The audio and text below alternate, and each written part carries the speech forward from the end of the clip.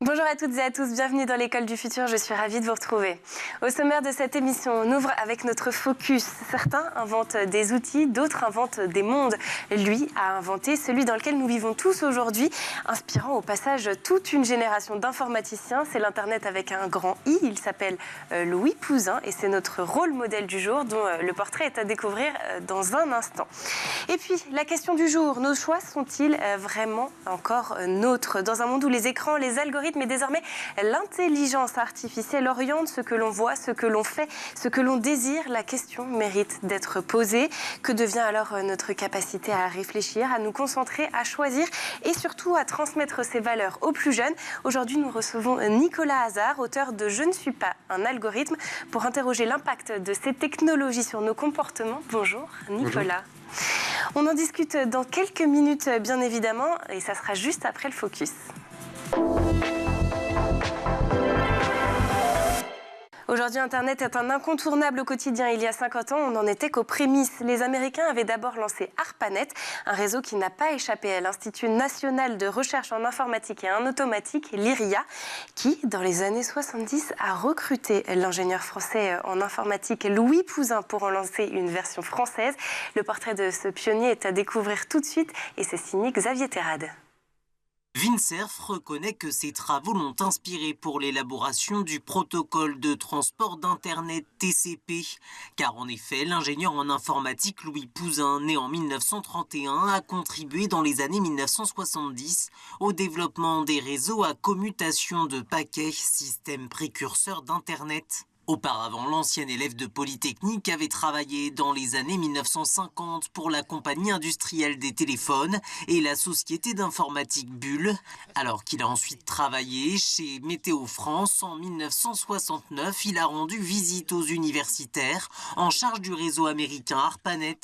Quelques mois plus tard, il entre à l'Institut national de recherche en informatique et en automatique pour mettre en place une version française de cet ancêtre d'Internet. J'ai intégré l'IRIA quand le gouvernement de Gaulle, à l'époque, avait décidé de faire un réseau comme l'ARPANET. C'est à partir de ce moment-là que je me suis plongé dans les réseaux. Il n'y avait pas grand-chose à lire d'ailleurs à l'époque. Il y avait une demi-douzaine de bons documents.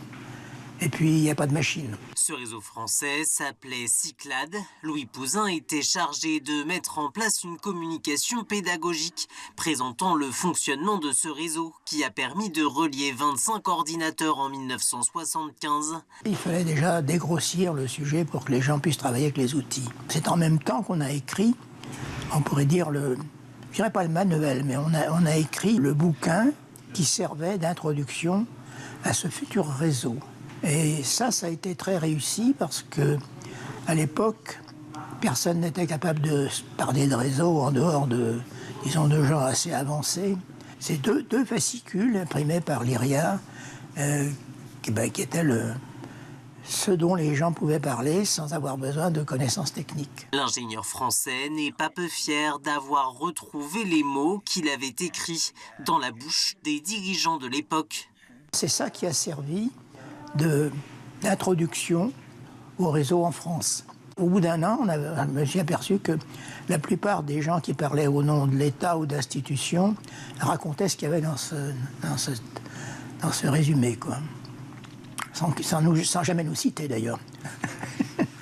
Louis Pouzin est resté en poste à l'IRIA jusqu'en 1980. En 2012, il a commencé à promouvoir l'idée d'un nouvel Internet. L'année suivante, l'ingénieur français a reçu le Queen Elizabeth Prize for Engineering avec 4 autres pionniers d'Internet. Robert Kahn, Vinton Cerf, Tim Berners-Lee et Mark Andreessen. Une décennie plus tôt, la France l'avait déjà décoré de la Légion d'honneur. Allez, sur un tout autre sujet, on accuse souvent les écrans, les réseaux sociaux et maintenant l'IA de tous nos malheurs. Mais si le problème était ailleurs? Notre invité défend une idée radicale. Ce que nous appelons addiction serait d'abord le symptôme d'une crise de sens. Alors qu'est-ce que cela change pour chacun d'entre nous, pour les plus jeunes et surtout pour notre manière d'éduquer les plus jeunes dans un monde sous influence? On en parle tout de suite avec Nicolas Hazard dans le Talk. Et donc, comme je le disais, aujourd'hui, je reçois en plateau Nicolas Hazer, fondateur du groupe INCO et également auteur désormais de cet ouvrage « Je ne suis pas un algorithme » disponible aux éditions Flammarion. Alors, Nicolas, le livre vient tout juste de paraître, hein, c'était le 4 février dernier, donc peut-être que certains de nos téléspectateurs se le sont déjà procurés et l'ont déjà dévoré, c'est ce qu'on vous souhaite en tout cas. Mais pour ceux qui n'avaient pas connaissance de la sortie de cet ouvrage, est-ce que vous pouvez nous dire à quoi il faut s'attendre dans ce livre ? Aujourd'hui, on scrolle tous, on swipe, on est sur nos écrans une grande partie de la journée. Je ne sais pas vous, mais en tout cas, je sais qu'on est tous un peu addicts à tout ça. On peut tout acheter, on peut tout faire avec les écrans aujourd'hui. Mais pour autant, est-ce qu'on est vraiment heureux ? C'est un peu la question que je me pose et que je me suis posée dans ce livre-là. Et je me suis rendu compte qu'on était souvent très addicts, qu'on faisait beaucoup de choses dont on n'avait pas forcément besoin. Et moi-même, je suis passé par là et je me suis dit comment est-ce que je peux essayer de dépasser ça, d'essayer de retrouver ce qui est vraiment vrai, ma part d'humanité au milieu de cet océan d'algorithmes. Et donc, c'est des idées, des astuces et des conseils pour pouvoir se recentrer et retrouver ce qui est important et être heureux finalement. Alors, le titre est assez énigmatique quelque part. Je ne suis pas un algorithme. Ça, c'est votre message. C'est un message universel. À qui est-ce que vous l'adressez ? Parce qu'aujourd'hui, quand on voit les algorithmes et ce qu'ils nous proposent sur les écrans, on nous propose d'acheter plein de choses. En fait, on est dans une société de consommation, même d'ultra-consommation. Et donc, on a l'impression que ce qu'on achète, c'est un peu ce qu'on est. Mais dans le fond, on est bien plus qu'un algorithme, mais ce que les algorithmes veulent nous laisser croire. Ce qui est important pour nous, c'est le lien, c'est le sens, c'est l'action, c'est d'avoir du sens dans sa vie, c'est d'agir et d'être dans l'engagement. C'est trouver le sens de sa vie qui est important. Et c'est ce sur quoi il faut revenir aujourd'hui. Et au lieu de penser que les algorithmes vont juste nous offrir tous les plaisirs ou bien tous les vêtements et toute la consommation qui nous rendrait heureux, en fait, on se rend compte qu'on n'a jamais été aussi malheureux finalement dans notre civilisation. Les burn-out, la dépression, les addictions, les médicaments, tout ce qui existe. Pourquoi ? Parce qu'on n'a pas à aller rechercher ce qui était vraiment humain en nous et ce qui était important en nous. Et c'est ce chemin que je propose à travers ce livre pour que chacun puisse trouver sa voie. Donc on aurait un véritable lien de causalité avec le fait d'être sur les écrans et le fait de ne pas être heureux selon vous. Oui, absolument. Je pense que les écrans nous facilitent beaucoup les choses. Après, moi, je ne suis pas contre les écrans, je ne suis pas contre les téléphones, pas contre les technologies. Les technologies, ça reste un outil. Mais après, il faut savoir... C'est comme le sucre. On aime beaucoup le sucre, mais si on en mange trop, après, on est malade. C'est la même chose sur les écrans, c'est la même chose sur les téléphones portables. C'est super, ça peut aider, ça peut nous simplifier la vie. On peut faire des courses, on peut faire plein de choses. Mais par ailleurs, il faut savoir se limiter parce que c'est pas forcément ce qui est le plus important dans nos vies. Ce qui est le plus important, c'est quel est le sens qu'on a, comment on s'engage, comment on fait des choses et comment on réussit sa vie. Donc ni technophobe, ni technophile. Alors puisqu'on est dans l'école du futur, on rentre tout de suite, je vous le propose, dans le vif du sujet. C'est aussi un message, je ne suis pas un algorithme, que vous portez pour les enfants, pour les futures générations. Oui, parce que, et on le voit en ce moment, il y a un vrai débat, notamment pour les adolescents, qui, eux, sont très, très dépendants. Mais pourquoi ? Et je l'explique dans le livre, à travers des études neuroscientifiques qui ont été menées partout dans le monde. Et on va rentrer dans les cerveaux des enfants ne sont pas prêts pour tout ça. Et donc, c'est comment aussi on protège nos enfants et qu'est-ce qu'on doit faire pour eux et à quel âge il faut leur donner des écrans et à quel âge on peut commencer et à quel âge il ne faut surtout pas leur donner des écrans. C'est aider aussi les parents et les jeunes parents qui auraient besoin d'outils pour ça. Et justement, si on doit reprendre l'intention globale de votre livre, quelle était-elle lorsque vous l'avez écrit ? C'est finalement, ça n'a pas l'air, mais c'est finalement un livre très positif. C'est un livre qui montre que, bien évidemment, aujourd'hui, on est addict, bien évidemment qu'aujourd'hui, les algorithmes régissent nos vies, mais que rien n'est inéluctable et qu'on peut reprendre le contrôle. Il ne s'agit pas de complètement arrêter et tout arrêter, ce n'est pas du tout le but de mon propos, parce que je pense qu'on n'y arriverait pas, et de une, et de deux, ça ne nous rendrait pas forcément heureux. Mais c'est comment on arrive à se recontrôler, comment on arrive à retrouver du sens, et comment on arrive à remettre à sa juste place tous les outils du numérique. Alors, je vais reprendre l'une de vos formules, justement. Vous écrivez dans votre livre que nous vivons dans l'illusion d'être libres. Concrètement, qu'est-ce que ça façonne aujourd'hui de nos choix ? Comment nos choix sont pris à notre place, quelque part ? Oui, on a l'impression que on peut tout acheter, on peut tout faire, qu'on a tout à disposition, et donc que ça nous rendrait heureux. Et donc quand on scrolle sur son téléphone, on peut, on a tout à disposition, et que ça apporterait le bonheur. Mais aujourd'hui, c'est complètement faux. Donc on a cette illusion de liberté, que la liberté, en fait, c'est de pouvoir choisir. Mais en fait, la liberté, c'est pas de pouvoir choisir. La liberté, c'est de pouvoir bloquer. C'est-à-dire, à un moment, de ne pas choisir et de poser son téléphone. La liberté, c'est d'avoir le choix de soit j'achète, soit je n'achète pas, soit je fais autre chose, soit je pose mon téléphone. Aujourd'hui, comme on est dans un phénomène d'addiction, on a toujours envie d'acheter plein de choses, on a toujours envie de scroller toujours plus, on a toujours envie de voir l'image qu'il y a en bas et on a toujours envie d'avoir plus de likes. Et alors que moi, j'estime que justement, la vraie liberté, c'est pouvoir de dire, à un moment, je peux aller sur un réseau social que j'aime bien, je peux y passer 2 minutes, après, je peux poser mon téléphone et pendant plusieurs heures, ne plus le regarder. C'est ça la vraie liberté aujourd'hui. La liberté n'est pas dans l'action infinie, mais celle de pouvoir bloquer et de choisir. Vous avez commencé à l'aborder, mais aujourd'hui, beaucoup de nos décisions sont influencées par ce qu'on voit sur les réseaux sociaux, quoi regarder, quoi acheter, quoi lire. Qu'est-ce que ça produit, ça, sur notre personnalité à long terme ? Ça produit beaucoup de fragilité, ça produit aussi de la radicalisation des opinions, et j'en parle dans mon livre également. C'est-à-dire que aujourd'hui, on est dans une société qui est très individualiste. Société de consommation, mais très individualiste. Pourquoi ? Parce qu'il n'y a plus les corps intermédiaires, la famille, les syndicats, les différentes communautés qui existent. Et donc, on est dans un individualisme, mais pour autant, on reste des êtres humains, et donc on a besoin d'être en réseau. Donc, on est dans un individualisme en réseau. Donc, on a quand même besoin de se raccrocher à des figures, de faire partie de communautés. Et aujourd'hui, on le fait beaucoup en ligne.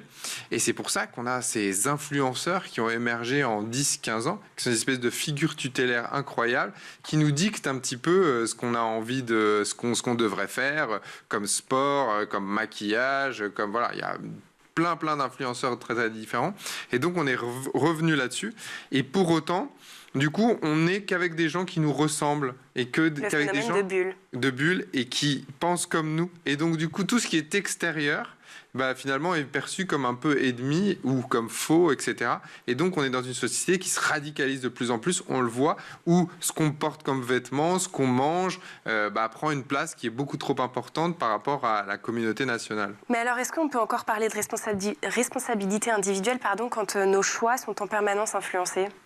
Bien évidemment qu'il faut toujours en parler, puisque c'est la responsabilité de chacun. Ce serait l'erreur, c'est de dire « Oh, moi, j'y suis pour rien, de toute façon, moi, je suis influencé ». Il y a des gens qui utilisent des portables et d'autres qui n'en utilisent pas. Vous savez, il y a un test qui est très connu, qui a été fait dans les années 70 avec des enfants, avec des marshmallows.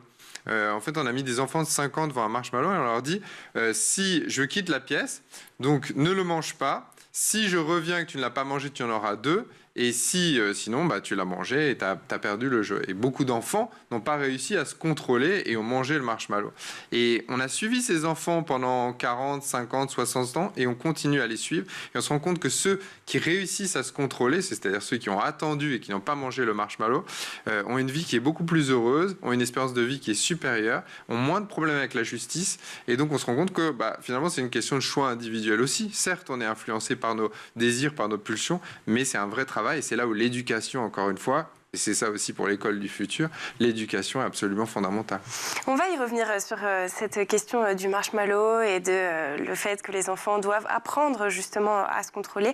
Mais avant ça, vous avez évoqué le fait que les repères collectifs se sont perdus. Est-ce qu'à partir du moment où justement ces repères se fragilisent, l'école, de fait, redevient l'un des derniers lieux où l'on peut apprendre à se structurer intérieurement ? Bien évidemment, l'école a un rôle absolument fondamental là-dedans. Mais aujourd'hui, on voit qu'il y a de plus en plus d'écoles séculaires, d'écoles privées, d'écoles... En fait, on recrée aussi différentes communautés un peu partout. Et l'école qui était ce lieu de mixité où tout le monde pouvait se retrouver, l'école publique notamment, est en train de disparaître. Et pour autant, à l'école, on apprend bien évidemment sur soi, mais on apprend le vivre ensemble. Et c'est ça qui est très, très important.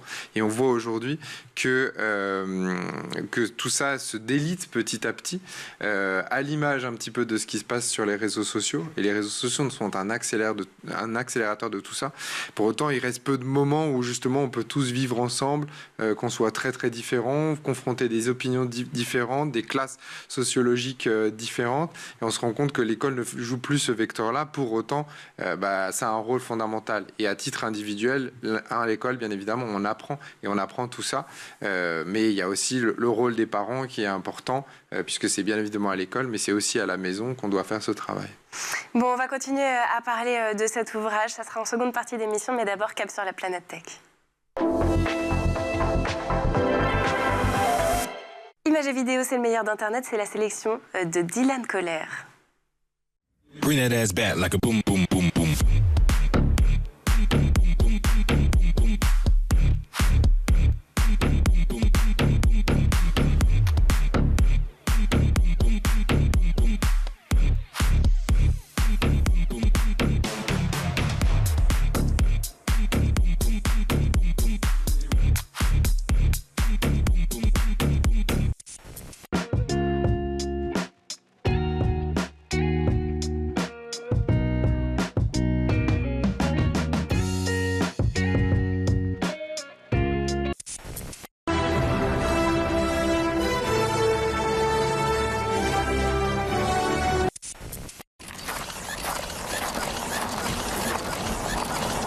Yeehaw. Your weapon, sir. Thank you, Steward. Fire in the hole.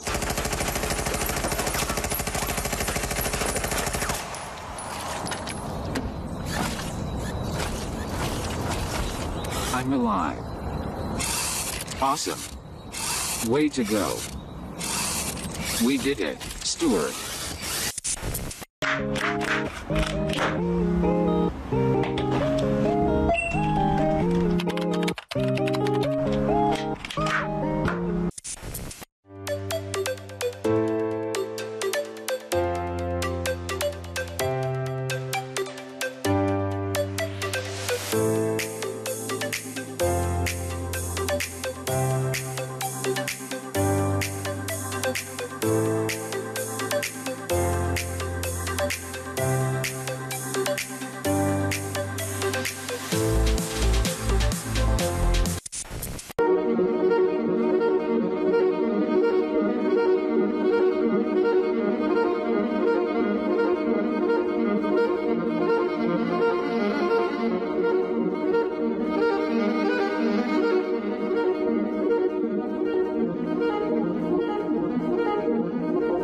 Et nous voilà de retour sur le plateau de l'école du futur. Si vous nous rejoignez aujourd'hui sur School TV, on parle de cet ouvrage « Je ne suis pas un algorithme » paru aux éditions Flammarion le 4 février dernier. Et on va continuer à décrypter cet ouvrage ensemble. C'est tout de suite dans la seconde partie du talk. Et cet ouvrage, c'est celui de mon invité, bien évidemment, Nicolas Hazard, avec qui, évidemment, depuis le début de cette émission, on parle des algorithmes, de l'influence qu'ils ont sur nos vies. Et j'aimerais qu'on revienne sur quelque chose qui se passe dans notre cerveau et qu'on aborde régulièrement dans cette émission. C'est la question de la dopamine, le fait que ça vienne activer le circuit de la récompense, ces réseaux sociaux dans notre cerveau. Est-ce que vous pouvez tout de même rapidement nous rappeler les enjeux de ces mécanismes ? Avec plaisir. Alors, de manière très simple, de manière pas scientifique, parce que, justement, pour rendre les choses justement très simples. En gros, quand on a du plaisir, on a un petit liquide qui est sécrété, qui est la dopamine. C'est un neurotransmetteur et qui permet justement d'avoir du plaisir. Et donc, à chaque fois, c'est la même chose dans les jeux, c'est la même chose quand on scrolle, etc. Ce qui nous donne du plaisir, c'est quand on mange, par exemple, quand on voit un grand plat de pâtes, si on aime les pâtes, ou une pizza qui arrive, c'est pas quand on la mange que ça se sécrète, c'est au moment où ça arrive, parce que le cerveau se rappelle le plaisir qu'il y a eu derrière, etc. Et donc, c'est au moment où on commande et quand on voit le plat arriver que ça le fait. Et donc, c'est la même chose sur les algorithmes, c'est-à-dire que quand on scrolle sur son téléphone, on va scroller, mais c'est le moment d'attente où on ne sait pas ce qui va arriver qui nous rend heureux justement, et c'est ça la perversité de la dopamine, et pour autant on en a besoin de la dopamine, c'est que c'est ce moment d'attente qui fait que on va être heureux. Alors ces chutes de dopamine, est-ce que ça concerne tout le monde de manière égale ou bien les plus jeunes sont par exemple plus sensibles? Alors justement, c'est comme le sucre, hein, comme on le disait, comme on donne, je sais pas, un pot de pâte à tartiner à un enfant, il y a un adolescent notamment, il est capable de le terminer et même d'en reprendre un deuxième, mais sans se limiter. Et donc on voit que la partie du cerveau qui génère de la dopamine se développe beaucoup plus que celle qui bloque. Il y a une partie du cerveau qui permet de bloquer et de se contrôler. Pourquoi ? Parce que les adolescents n'ont pas leur cerveau qui est encore terminé. Et donc, que ce soit le sucre, que ce soit les écrans, les adolescents ont du mal à se limiter. Et c'est pour ça qu'il y a besoin aussi de parents, de limites et de règles. Et là, c'est le moment où on revient à votre exemple du marshmallow. Finalement, ça veut dire qu'il y a un vrai enjeu éducatif derrière tout ça. Le fait d'apprendre justement à ne pas s'hyper stimuler, à respecter aussi certains temps de repos face aux réseaux sociaux. Et c'est là où l'éducation est absolument fondamentale. L'école, on le disait, mais bien évidemment les parents. Et ça s'apprend dès le plus jeune âge. C'est pas l'adolescence qu'il faut commencer. C'est le test des marshmallows, c'est à 5 ans hein, que c'est fait. Donc c'est très très tôt. C'est cette capacité à se contrôler, à se limiter. Et donc bien évidemment, votre enfant, s'il a besoin d'énormément de choses, il a des envies, il faut pouvoir aussi, pas tout refuser, mais savoir limiter et expliquer tout ça. Et ça, c'est un vrai travail. Je pense que c'est ce qui est le plus difficile pour les parents en tous les cas, parce qu'on a envie de faire plaisir à ses enfants et pour autant, on ne leur rend pas service en leur donnant tout ce dont ils désirent tout le temps. Et donc, il faut apprendre à ce qu'ils puissent eux-mêmes se contrôler. Et alors, ce travail de contrôle, ça se fait juste par le dialogue ou est-ce qu'il y a peut-être quelques petits tips, comme on dit, que l'on pourrait donner aux parents qui éventuellement nous regardent aujourd'hui? Alors, c'est bien évidemment par le dialogue, la discussion, l'explication. Après, chaque enfant est très différent. Donc, bien évidemment, il faut pouvoir s'adapter. En tout cas, c'est un principe. Le petit tip qu'on pourrait donner, c'est qu'on doit pas être nécessairement dans l'interdiction pure et dure et très stricte. Il faut pouvoir s'adapter. Et puis, il faut pouvoir trouver la bonne jauge, encore une fois, pour chaque enfant qui est différente. Et puis, chaque âge, il faut pouvoir adapter les choses. C'est-à-dire que si avant 3 ans, il ne faut absolument pas d'écran pour les enfants, après, on peut en avoir, mais en limitant ça dans le temps. Les Chinois le font, par exemple, sur les jeux vidéo, où ils ont limité officiellement, et là, c'est pas les parents, mais du coup, c'est le gouvernement qui a imposé 2 heures limite de jeux vidéo par semaine pour les enfants. Voilà, c'est ce que nous, on le fait pas de cette manière-là, mais c'est ce que, en tout cas, les parents devraient faire. Est-ce que vous pensez que le gouvernement devrait justement, comme en Chine, potentiellement prendre ce type de décision ou la liberté individuelle reste quand même essentielle quand il s'agit d'éducation et c'est aux parents de prendre ces décisions? Alors encore une fois, c'est la question qu'on avait tout à l'heure, c'est la responsabilité, elle est bien évidemment d'un point de vue individuel. Et ce qu'on fait en Chine n'est pas possible en France parce qu'on n'a pas le même rapport non plus à la liberté et aux libertés.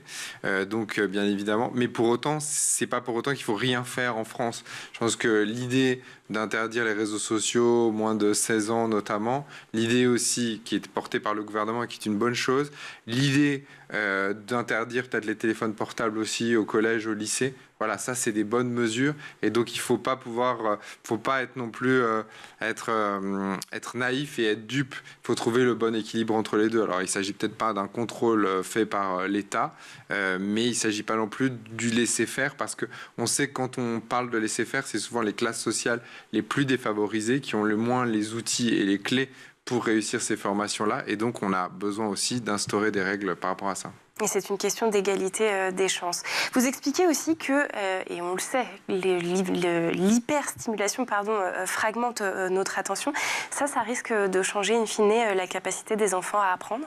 Exactement. Surtout qu'avec notamment l'intelligence artificielle, notamment les chats GPT, les Gemini, tout ce qui existe, on a l'impression que finalement on n'a plus besoin d'apprendre et que on a tout à disposition, etc. Pour autant, il n'y a rien de plus faux. C'est-à-dire qu'il faut, encore une fois, ça reste des outils et donc il faut pouvoir les contrôler. Et donc si on n'est pas capable de se concentrer, de comprendre un problème, de comprendre une problématique et derrière de trouver des solutions et les voies pour trouver ces solutions-là, on ne va pas réussir à même utiliser les outils qui existent. Donc c'est encore une fois un challenge et un vrai défi d'un point de vue de l'éducation, mais c'est absolument fondamental. Alors finalement, dans la toile de fond de votre ouvrage, on l'a dit, c'est l'absence de sens dans nos vies et l'addiction aux écrans, les likes, ça ne serait donc que des symptômes de ce manque de sens. C'est très radical comme vision des choses et en même temps, on la comprend au vu de vos explications. Mais alors la question, c'est surtout comment est-ce qu'on retrouve du sens dans tout ça ? C'est tout l'objet du livre et il y a même un quiz, il y a des portraits dans ce livre pour pouvoir permettre à chacun de trouver un sens. L'idée, c'est pas d'être négatif et de dire voilà, on est foutu avec les algorithmes, ils vont prendre le pouvoir, ils ont pris le pouvoir sur notre cerveau. C'est dire comment on reprend le contrôle. Et on peut reprendre le contrôle. Alors de plusieurs manières, donc on le disait en se limitant, il ne s'agit pas d'arrêter mais de se limiter. Mais ensuite, derrière, c'est aussi de trouver ce qui est important pour nous, ce qui est fondamental. Et là, il y a beaucoup de philosophes et des psychologues qui ont travaillé là-dessus.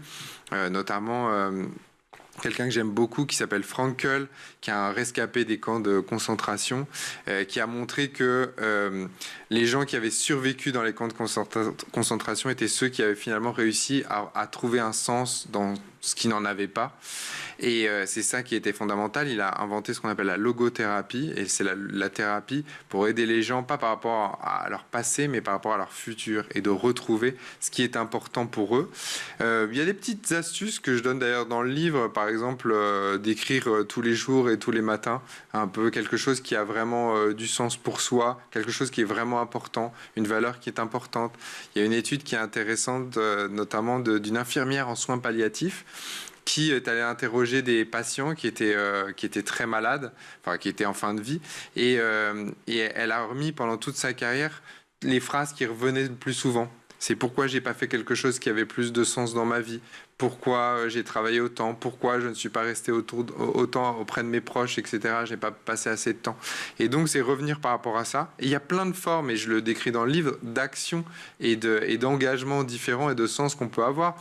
On peut aimer créer, il y a des profils de créateurs. On peut aimer transmettre avec des enfants, créer une famille.